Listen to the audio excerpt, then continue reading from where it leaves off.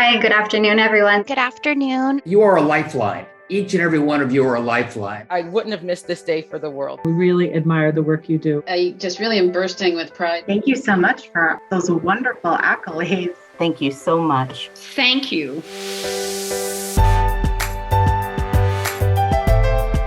How great to be here to celebrate 211 Day. I actually started as a volunteer for United Way, and I was hired as a contact specialist during the height of the pandemic. And one thing that I noticed and was proud to say is that we were able to maintain that personal touch aspect. When someone calls 211 with a crisis or insecurity, just having a supportive individual really listen and, more importantly, address critical human service needs is very important to us. It's always been very important to me to really be able to serve individuals who can't necessarily advocate for themselves. I really enjoy working with 211 Childcare, and I feel also really lucky to work with such kind and intelligent people. You're there with kindness and intelligence. And maybe you can teach intelligence, but you can't teach kindness. And that's something that comes from the heart.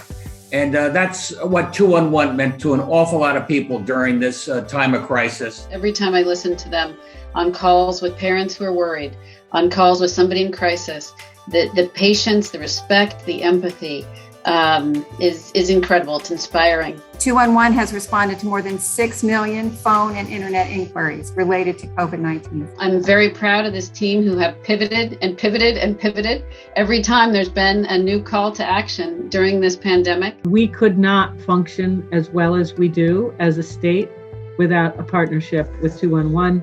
And I think that's because the trust you built with agencies, you've also built with the public. People know when they call 211, they're going to get help. I do want to share that I was approached by someone that I know who had a crisis with her own teenage daughter and had used our services through DCF to find help. And the relief that she expressed at being able to connect to those services, it was moving. It was really moving. It reminded us of how important it is, whether it's a teenager or a child or a single adult.